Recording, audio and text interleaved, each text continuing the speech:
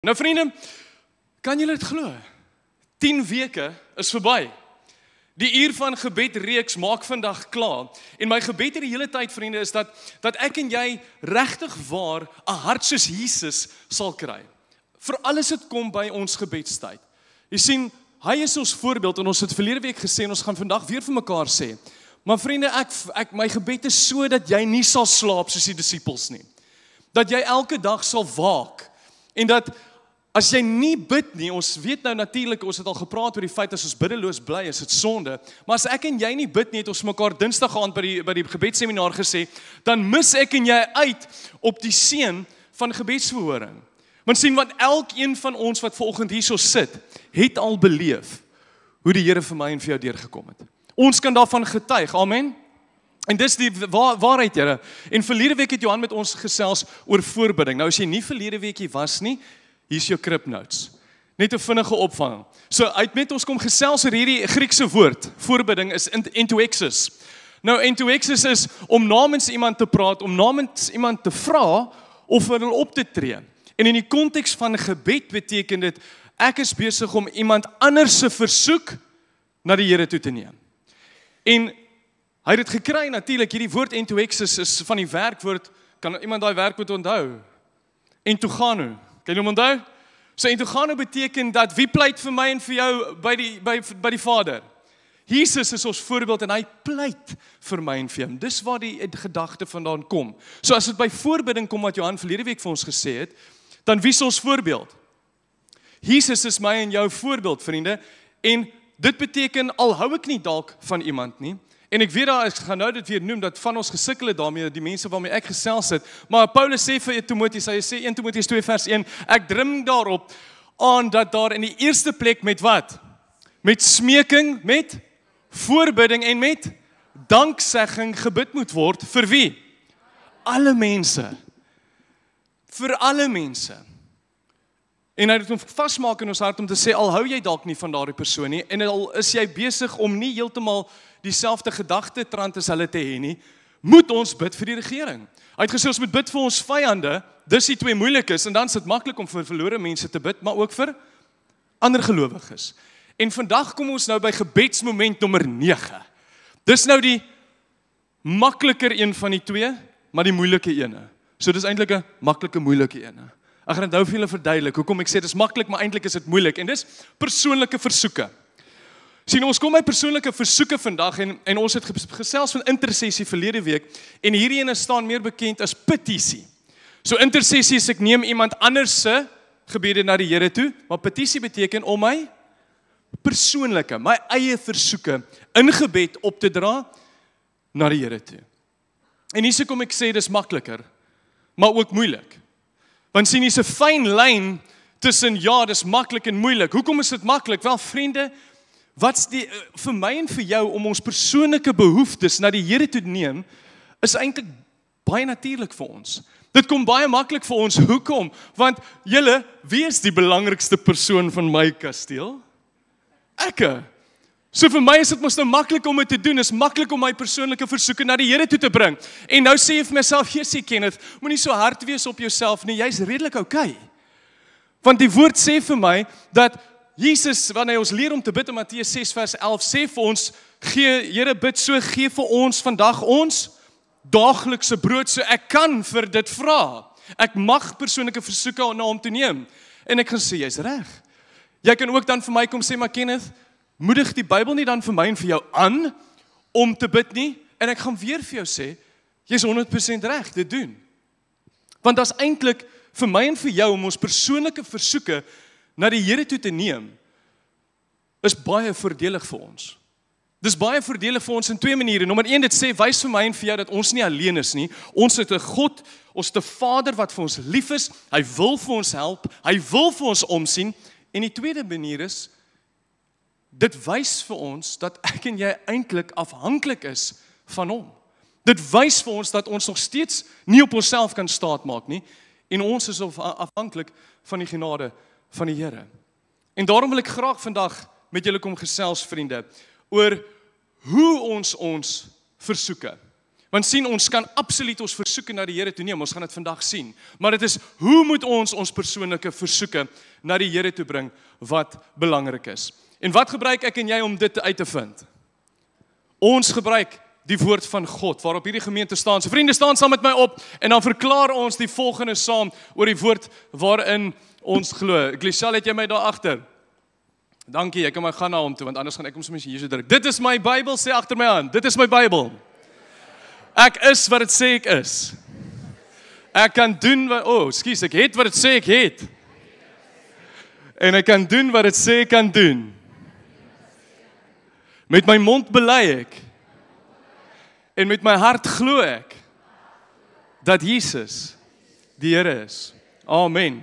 Amen. Vriende, jy kan in jou Bybel blaai na Jakobus 4 vers 10 en terwyl jy dit doen, wil ek graag vir die mense wat aanlyn ingeskakel is ook baie welkom sê van my kant af. Dit is altyd vir my 'n voorreg om die Here se woord met julle te kan bespreek, maar ook oop te breek om te sien wat hy vir elkeen van ons wil sê. Ek weet nou, die ander het gesê, daar's 'n klomp mense ingeskakel en Corneille Vermeulen wat hier vir my altyd goed opbring en natuurlik voorwerk se mamma is ook ingeskakel vanoggend van Kuruman.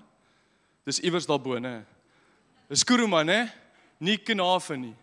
Ek is op die regte ene. So Kuruman, baie welkom aan julle ook dan hier. Dis altyd lekker om te sien mense skakel van oral. Vriende, kom ons lees saam. Jakobus 4 vers 1 tot 10 sê: waar kom die stryd vandaan? Waar kom die rusies onder julle vandaan? Kom dit nie van julle selfsugtige begeertes wat gedurig binne in julle woed nie? Julle wil dinge hê, maar kry dit nie en wil dan moord pleeg. Julle is jaloers op 'n ander man se goed en kan dit nie in die hande kry nie en dan maak julle rusies en beklei julle. Julle kry nie omdat julle nie bid nie, sê hy. As julle bid, ontvang julle nie omdat julle verkeerd bid. Julle wil net julle selfsugtige begeertes bevredig. Weet julle nie julle ontrou is dat vriendskap met die wêreld vyandskap teenoor God is nie. Ek weet ons kon daaroor gepreek het vandag, maar dis nou bietjie buite die konteks. Wat 'n mooi stelling. Wie 'n vriend van die wêreld wil wees, wys daarmee dat hy 'n vyand van God is. Sterk woorde. Of dink julle dat die skrif sonder rede sê dat God die Gees wat hy in ons laat woon, heeltemal vir homself wil hê? Maar die genade wat hy gee is nog groter. En daarom sê hy, God weerstaan hoogmoediges, maar aan die nederiges gee hy genade. Onderwerp julle dan aan God, staan die duiwel te en hy sal van julle al wegvlug. Nader tot God en hy sal tot julle nader. Was julle hande sondaars en reinig julle harte huigelaars. Bekla julle ellende, treur en huil, laat julle vrolikheid in rou verander en julle blydskap in droefheid. Onderwerp julle in nederigheid. Onderwerp julle in nederigheid voor die Here en hy sal julle verhoog. Vriende, wat 'n ongelooflike teksvers om te kan deurgaan, stappie vir stappie. En voordat ek by vandag se boodskap gaan kom, oor hoe ons persoonlike behoeftes na die Here toe en versoeke na hom toe moet neem, is belangrik dat jy verstaan waar Jakobus is toe hy hierdie skryf. Jy sien, want eintlik begin hierdie hele teksvers wat ek nou gelees het in hoofstuk 3. En ek wil graag hier moet dit by die huis gaan lees. Want Jakobus skryf aan verstrooide Joodse Christene wat uit Palestina uitkom en so voort. Hy sê wat beproewinge, versoekings en die gevaar van dubbelsinnigheid in hulle geloof op daardie tyd ervaar. Dis hoekom hy dit vir hulle skryf. En hy sê vir hulle, hoor hierso, julle, my tema is baie maklik. Ek het 'n boodskap. Die ware geloof word bewys deur gehoorsaamheid, want hulle is nie gehoorsaam aan hom nie. Nederigheid en 'n lewe van heiligheid. En sien, hy het hierdie mooi gedagtegang gehad, 'n gedagte, hou julle van my thought train? Dis mooi, né? Ek hou ook daarvan. Sien, die hele gedagtegang wat hy gehad het hier was om te sê, hy waarsku die 12 stamme teen die wêreldse wysheid. En hy kom sê vir hulle in hoofstuk 3, in vers 15, hy sê vir hulle, 'n wêreldse wysheid is aards, dis ongeestelik, dis demonies, sê hy. En dit lei net na jaloesie, en dit lei na 'n selfsugtige strewe. Dit teenoor in vers 17 kom sê hy vir ons, dit teenoor 'n goddelike wysheid, wat rein, wat vredelewend en sagmoedig en barmhartig is. En hy kom waarsku julle die resultaat van selfsugtige begeertes wat in jou hart regeer, lei na konflik, dit lei na gebrokenheid en gebed wat deur selfbelang verdraai word. Dit is pragtig hoe dit vir my en vir jou hier kom uitlê. En ons lees dit En hy sê vir ons in Jakobus 4 vers 1, waar kom die stryd vandaan? Waar kom die risies onder julle vandaan? Kom dit nie van julle selfsugtige begeertes, wat gedurig bulle in julle woed nie. So waar begin hierdie probleem? Is die vraag. Dit lê nie buite ons nie. So waar begin hierdie probleem? In my en jou hart. Dis wat Jakobus hier vir ons kom wys en hy sê, weet julle wat? Die oorlog en die konflik in die kerk en in ons lewens kom uit selfsugtige begeertes baie keer wat oorlog binne in ons maak.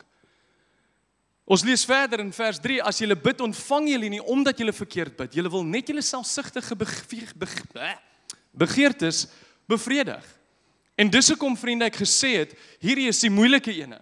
Dis maklik vir my en vir jou om die Here te nader, maar dit kan so maklik hierin beweeg, want die fokus skuif na my toe. Die fokus dan is net op my, en jou gebedslewe vriende, wil ek vir jou kom sê, kan skade ly. Dit kan skade ly, want selfsug begin tot ons gebede begin besmet. En daarom eindig hy hierdie pragtige stuk en hy sê vir ons, hy is so genadig, en hy sê ons mag uit oproep, onderwerp julle in God. Hy sê weerstaan die duiwel. Hy sê nader tot God en hy sal tot julle nader. Hy sê reinig julle hande, suiwer julle harte, verneder julle voor die Here en hy sal julle verhoog. En vriende, daarom wil ek vanoggend gesels dat gebed begin nie by ons begeertes nie. Persoonlike versoeke begin nie by ons gebeurtenis nie of begeertes nie, maar by 'n hart wat oorgegee is aan die Here. Dis nie my wil wat ek graag op die Here wil afdwing nie. Dis nie 'n inkopieslys van behoeftes nie. Jy sien, ons leef in 'n tyd waar ons hierdie baie keer hoor. It's name it and claim it theology, né? Weet jy wat? Ek gaan dit doen, die Here, ek soek, daar sê die Here gaan dit vir my gee.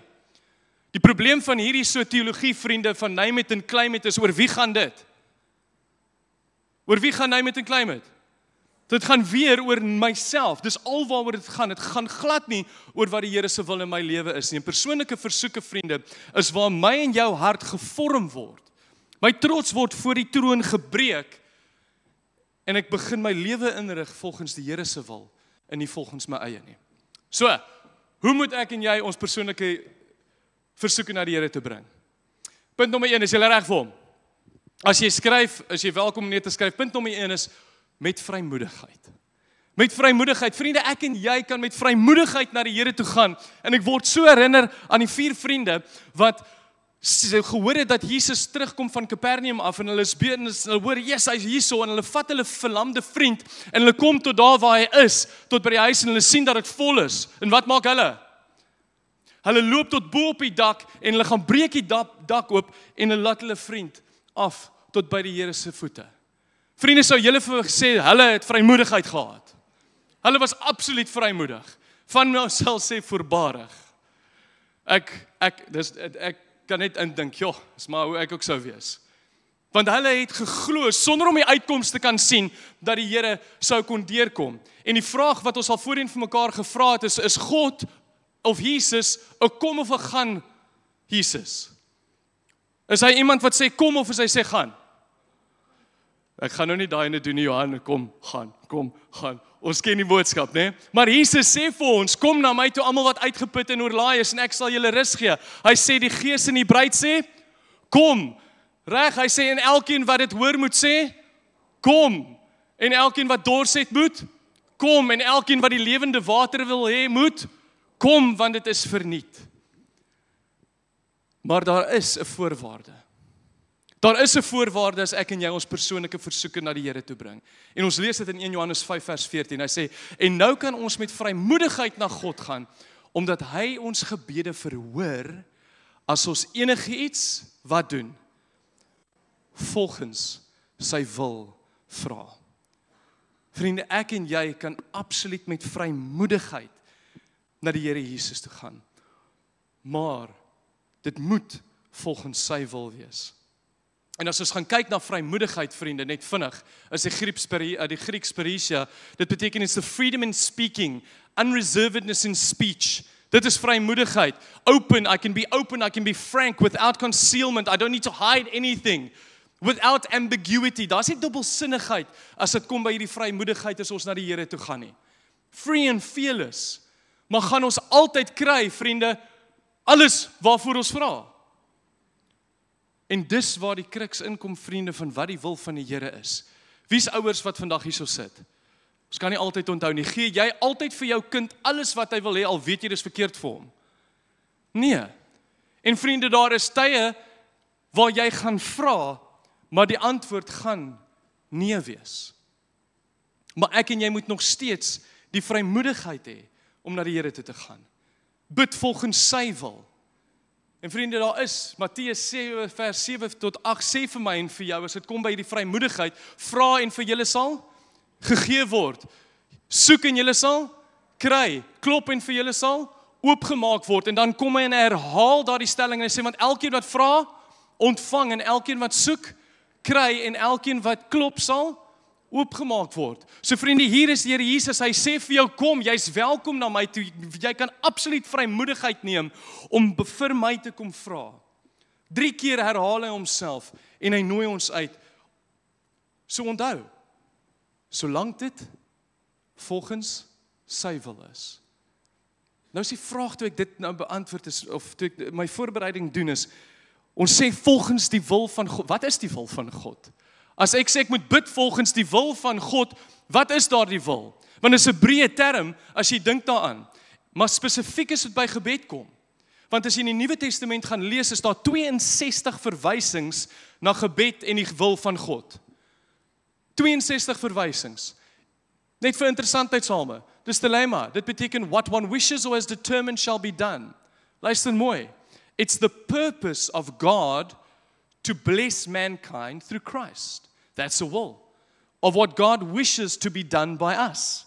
That's also the will of God. Hy wil hê ons moet uitgaan in die wêreld. Hy wil hê ons moet mense na hom toe bring en hulle moet bekeer. It's his commands, his precepts. En hy kom sê vir ons baie mooi wat ons vir mag vra. Ons mag vra vir die vergifnis van sonde as dit kom in gebed. Ons mag vra vir die heiligmaking van siele. Ons mag God smeek vir troos in ons beproewings. Vir die voorsiening van alles wat ek en jy nodig het. Vir wysheid om besluite te neem. So ek en jy hoef nie bang te wees nie, vriende. Ons hoef nie bang te wees nie. Geen versoek wat ek en jy na die Here toe neem, is te groot of te klein nie. Ongelooflike gedagte, as ons na die woord gaan kyk. En hy sê in Hebreërs 4 vers 6, skryf hulle, kom ons gaan dan met vrymoedigheid na die genadetroon toe. So vriende, punt nommer 1 is, hoe moet ek en jy ons persoonlike versoeke na die Here toe bring? Dit is deur vrymoedigheid. Ek en jy kan vrymoedig wees. En die tweede punt is, met vertroue. Hoe kan ek en jy ons persoonlike versoek na die Here toe bring? Met vertroue. In the Oxford Dictionary says vertroue, what is that? Well, it's that feeling or belief that one can have faith in or rely on someone or something. That's having confidence in someone. The state of feeling certain, a feeling of self-assurance arising from an appreciation of one's own abilities or qualities. Nou, julle, come on. Gister het die Bokke fantasties gespeel, né? Ek is seker baie van julle het gekyk. Nou hier is die vraag. As môre die wêreldbeker finaal is en daar is 2 minute oor op die klok. Ons kry 'n strafskop 40 meter van die paale af, net so 5 meter regs van die regterpaal. Wie dink julle sou 'n goeie keuse wees in die Springbokspan in die groep om daai skop te vat? Enigiemand? Ons het Sasha, ons het Mani, enigiemand anders? Daar sê, waar sê? Pollard, nee.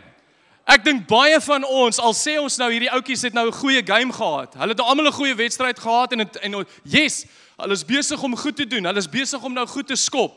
Maar as dit kom by 'n proven track record, weet jy wat dan sou nou I'm not a betting man, so ek gaan nou nie sê ek sal iets wed daarop nie, maar ek sal die bal in hierdie ou se hand sit. Hoekom? Hoekom dink jy sou ek die bal in sy hand sit? Want hy het dit al vir ons gedoen. He's got a proven track record. En vriende, my en jou God, en wie ek en jy glo, as dit kom by gebed, het 'n 100% proven track record.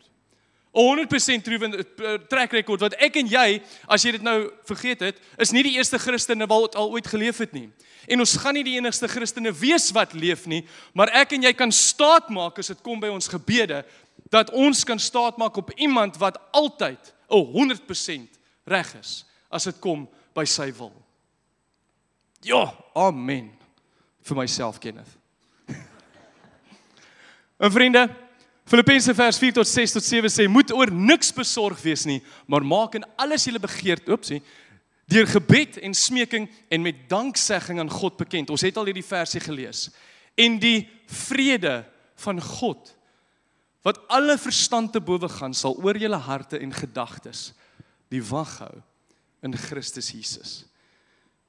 Vriende, wanneer ek en jy bid, wanneer ons bid, is die eerste antwoord wat God vir my en jou gee, nie noodwendig die uitkoms wat ek en jy wou gehad het nie. Maar wanneer ons in hom glo, wanneer ons hom vertrou in sy karakter, dan gee hy vir my en vir jou vrede. Vrede om te weet dat ek dit nou in sy hande plaas. So wat beteken dit as dit by my en jou gebedslewe kom om met vertroue te bid? Vriende, dit beteken ek en jy moet oorgee. Ons moet oorgee en ons moet by die Here los, nie soos van ons nie, nou los ons dit by die Here en sodra ek amen sê, dan tel ek dit weer op. Dan vat ek dit weer saam met my nie. Dis nie hoe vertroue is nie, want dan vertrou jy nie iemand nie, en dan vertrou jy nie die Here nie. So los dit daar. Vertrou God se karakter. Kyk na die woord. Kyk hoe hy vir sy kinders deurgekom het, en sy beloftes. Vertrou dat sy wil altyd sal uitwerk. Want hy weet beter. Al gaan hy partykeer nee sê. My vraag is, het jy vanoggend so vertrou in die Here? Het jy vanoggend so vertrou in die Here soos daardie vrou, toe sy besig met wat vir 12 jaar lank aan bloedvloeiing gelei het, toe sy vir Jesus sien aangestap kom, toe druk sy deur almal, sy wil net by hom uitkom, en Markus 5 vers 28 sê vir ons, sy het gedink, as ek maar net aan sy klere kan raak. Is dit die soort vertroue wat ek en jy het? Volgend. Sien sy die vertroue gehad, vriende, dat Jesus haar kan help, nog voordat sy geweet het wat die uitkoms gaan wees. Het ek en jy so vertroue vanoggend? Hoe moet ons bid dan? Ek en jy kan nie net praat nie, ons kan nie net sê nie. Ons moet leer om ons versoeke by die kruis van Jesus te los. So bid so, as jy nie weet nie. Here, ek plaas hierdie saak in u hande. Laat u wil geskied. Punt nommer 2, vriende, een was met vrymoedigheid, nommer 2 is met vertroue, en die derde manier hoe ek en jy ons persoonlike versoeke na die Here toe moet bring is met oorgawe en volgens sy wil. Volgens sy wil, maar met oorgawe. Julle oorgawe, dis iets wat baie van ons nie sukkel mee nie. Jy sien, oorgawe beteken jy gaan voluit vir iets. Ek is pens en poetjies in die ding in, né? Soos baie van ons met ons skole, met ons kinders, teen sekere spanne wat hier voor my nou sit, ons gaan nie nou dit sê nie, né? Maar dit beteken dat ek en jy vrymoedigheid moet hê. Nommer 1, as ek en jy vrymoedigheid het om na die Here toe te gaan, as ons hom moet vertrou, dan moet ek en jy glo dat God in sy woord deur die Heilige Gees vir my en jou sal lei om by hierdie punt uit te kom. Want Jesus self het daardeur gegaan. Jesus self moes met vertroue bid. Jesus self moes die Here se plan volg. Hy het 'n entjie verder gegaan en daar gekniel met sy gesig teen die grond en gebid, my Vader, as dit moontlik is, laat hierdie lydensbeker my verbygaan. Dis wat dis wat my en jou Jesus gebid het. Moet nogtans nie doen soos ek wil nie, maar soos u wil. En in hierdie oomblik, vriende, sien ons Jesus se menslike kant. Hy is natuurlik God, maar hy was ook mens. En in hierdie oomblik sien ons sy menslike kant. Want hy kom vra vir die Here. Here, laat hierdie lydensbeker verby my gaan. Maar hy onderwerp homself in dieselfde oomblik ook aan God se wil. Ongelooflike gedagte. En wat jy moet weet in hierdie oomblik toe Jesus daar sit met sy gesig teen die grond, is hy het aanvaar die prys wat hy gaan moet betaal. Hy het aanvaar wat gaan gebeur. Hy het geweet dis hoekom hy geroep is, dis hoekom hy daar is, maar hy het vra nog steeds. En vriende, al weet jy nie waar jy op die oomblik is nie, jy kan met oorgawe jou gebed, jou persoonlike versoeke, jou voorkeure, jy kan dit na die Here toe bring. Want Jesus wys vir ons en lei vir ons en is die voorbeeld.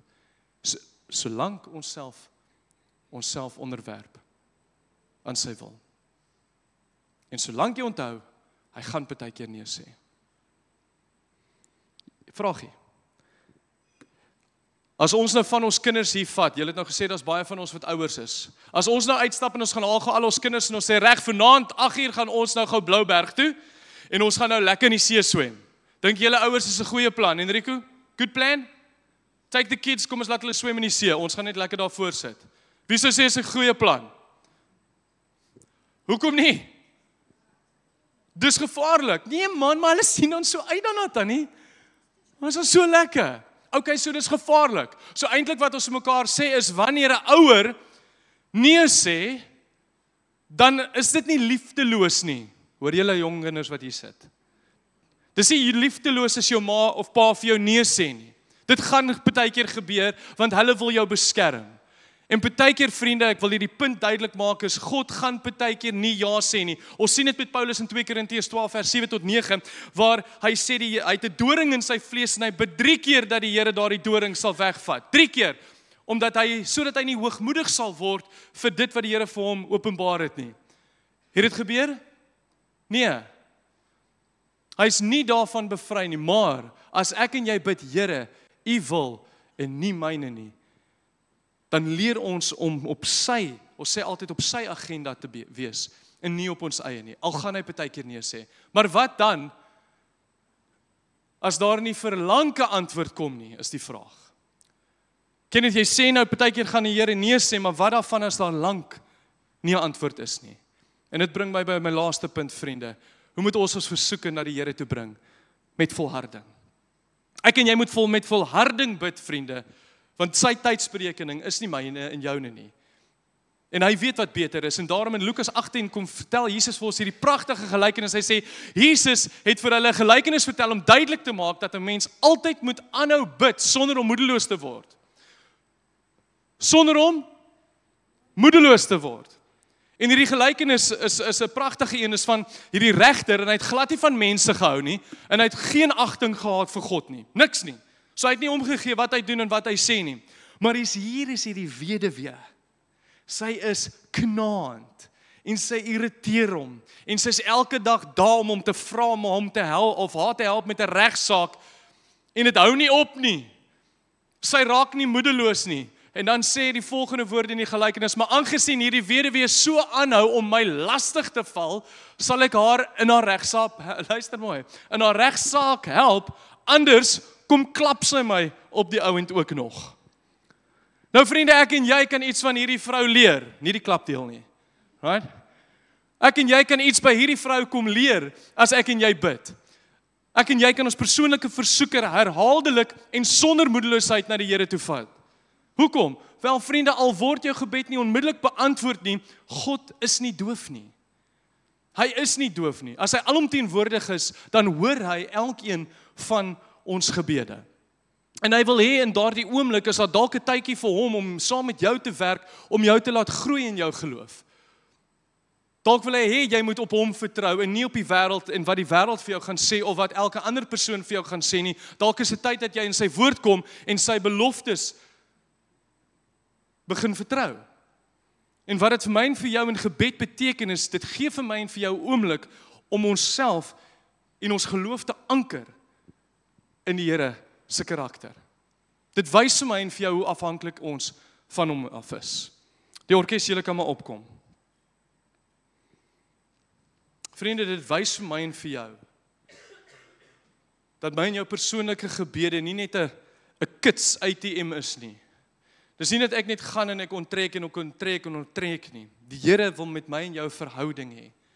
En wanneer ons tot daardie punt kom dat ons 'n verhouding met hom het, sal ons begin vertrou wat sy wil vir my en jou lewe is. Kan julle met my vanoggend saamstem om te sê dat ons dien 'n goeie God? Ek en jy het 'n goeie Vader.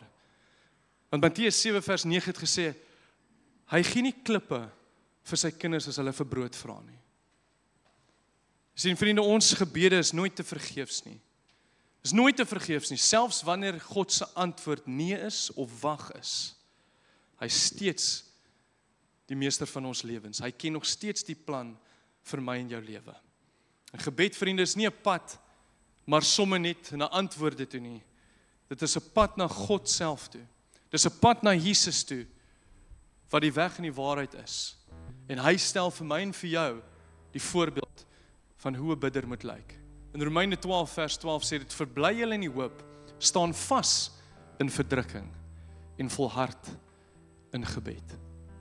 Vriende, so hoe moet ons persoonlike versoeke na die Here te bring?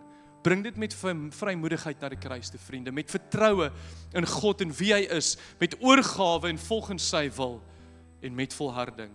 En hy sal jou daar ontmoet. Amen. Kom ons bid saam.